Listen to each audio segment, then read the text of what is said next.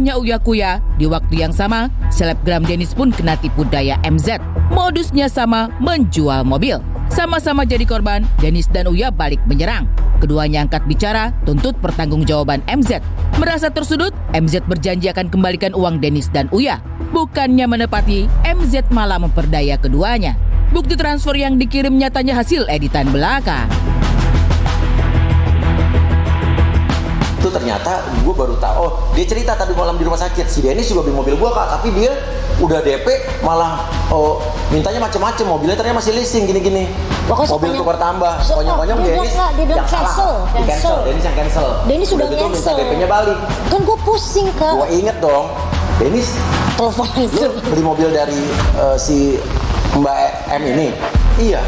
Lu juga ya? Kok lu tahu? Si Anu cerita katanya dia cerita yang sama tuh. Tapi dia jelekin Dennis ke gua gitu kan. Loh, terus lu bayar berapa? Gocap. Iya, misalnya mobilnya udah berapa hari, Dennis udah berapa hari tata. Berarti dia minta gua transfer gocap lagi buat bayar si Dennis. Jadi Dennis tuh bisa jadi dibayar kan, Dennis tuh dibayar nih. Pakai duit gua. Iya. Nerornya gila-gilaan. Dan yang ditangkap gue kan dia mau keluar dari rumah sakit tapi nggak ada duit. Lo kasihan kan? Kasihan. Sama kayak gue. Iya kasihan terus sama sebenarnya update-nya emang gue ngarepin banget. Akhirnya lo transfer tuh. Tapi gue transfer iya. Lo belum lihat mobilnya. Gue belum lihat mobilnya. Masalahnya. Jadi gue juga waktu lihat mobilnya, waktu transfer DP lu belum ada mobilnya. Itu mobil bukan mobil lo kan, jujur itu mobilnya sini. Dia langsung iya pak gitu. Dia ngaku dia karena udah terdesak. Gue ngomongnya juga nggak marah-marah, cuman tegas. Iya kan, kenapa lo mesti bohongin gue? Kalau udah tadi lo bilang butuh duit segala macam, bilang aja. Iya kan, jangan sampai nipu-nipu orang. Lo bikin gue susah, bikin acara keluarga gue jadi berantakan. Ya kak, udah gampang, gue refund aja. Sorry, I'm so sorry, gini-gini, I feel so bad. Pakai bahasa Inggrisnya, kalau di chat bagus. Oh soalnya copy paste kali. Iya, atau Google Translate. Tapi kalau dia lagi ngomong live, nggak ada bahasa Inggrisnya. Ya. Terus abis itu dia mungkin ngerti kali gue bahasa Inggris gue kacau, jadi dia mau ngeledek gue kali mungkin. Jadi intinya adalah terus dia mau refund. Ya udah mana? Itu pokoknya sampai setiap jam, iya gue mau transfer sekarang, nanti bilang mau transfer kakaknya, mau transfer cowoknya, sebentar bilang cowoknya anggota dewan, sebentar cowoknya bilang pengusaha. Terus habis itu nanti dia lihat transfer lagi orang keuangan nih, sampai akhirnya dia bilang nih udah gue transfer, dia 110 juta. Gue bilang nggak perlu lo transfer 10 juta, 100 juta aja cukup. Dia kirimin RTGS ya. Bukti transfer. Terus gue bilang si Dennis juga telepon. Gue tuh, udah cek belum masuk? Iya belum masuk kata Dennis, karena itu RTGS 23 jam ini RTGS lu tuh bayar 50 juta, RTGS itu di atas 100 juta. Coba lihat mana bukti. Referensinya sama, nomor referensi sama, tanggal detiknya sama. Ini editan. Yang mengejutkan, bukannya mengaku salah, MZ malah terus bermain drama.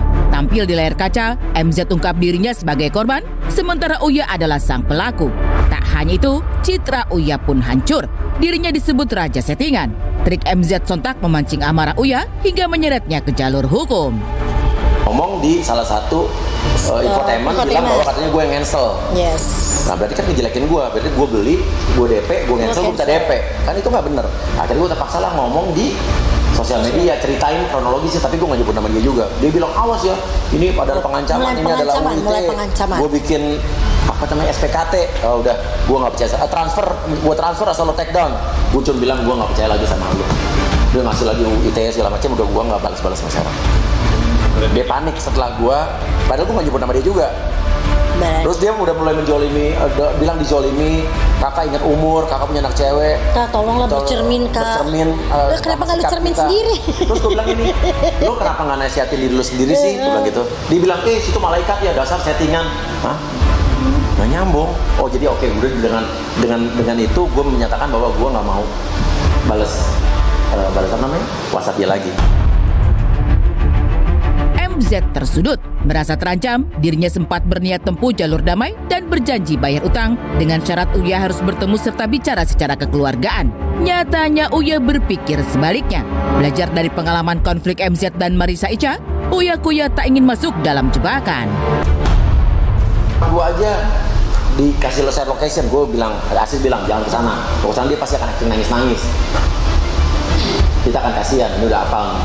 Tapi sekarang melihat kasus Marissa Ica, gue jadi curiga.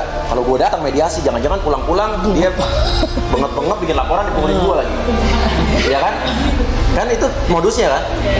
Nah, intinya adalah gue bilang gini, oh udah deh, lo anterin aja ke rumah Dennis, duit gue. Gitu kan? Dia udah bayar Dennis tuh. Gue lupa lagi bilang Dennis.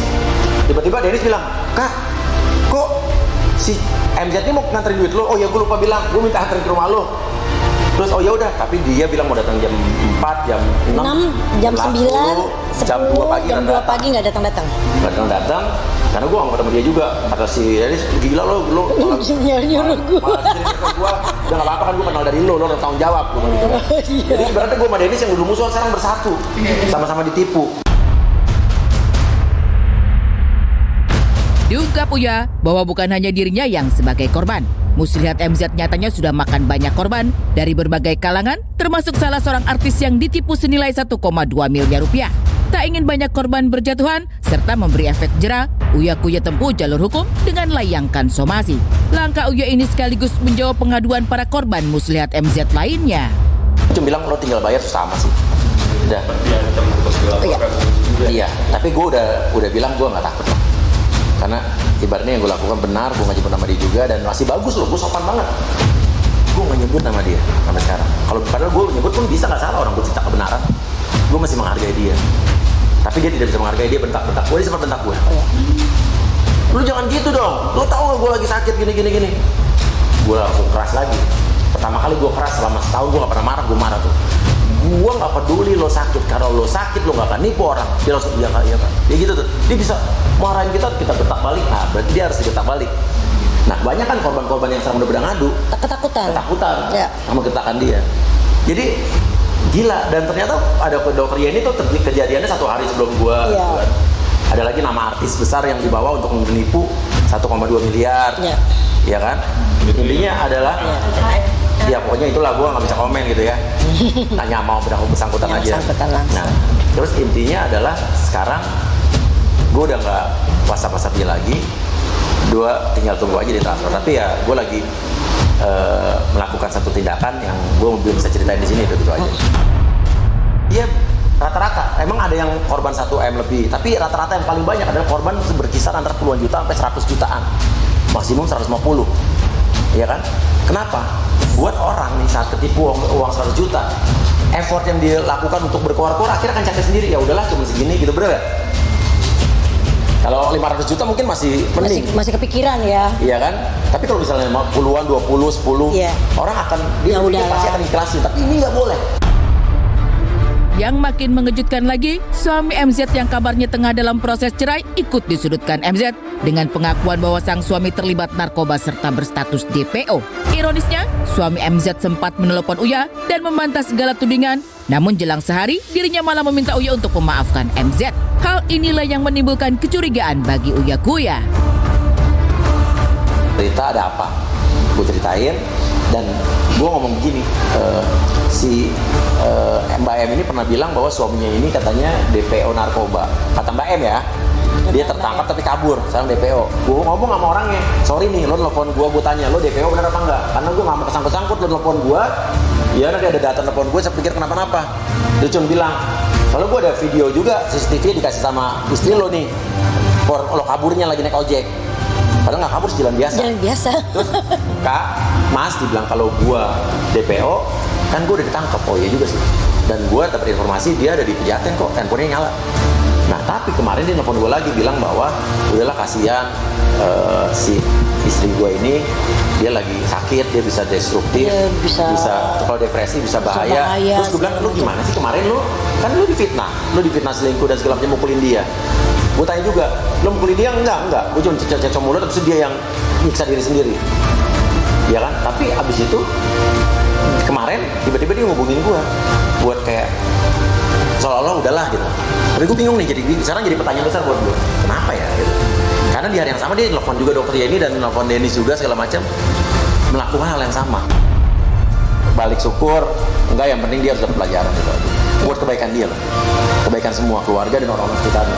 Karena kalau enggak dia akan Kalau nggak akan terus begini, modusnya tuh sama seperti ini terus. Nanti kalau misalnya kita nggak berani, kita nggak bersuara, nggak semua orang tahu, dia akan terus.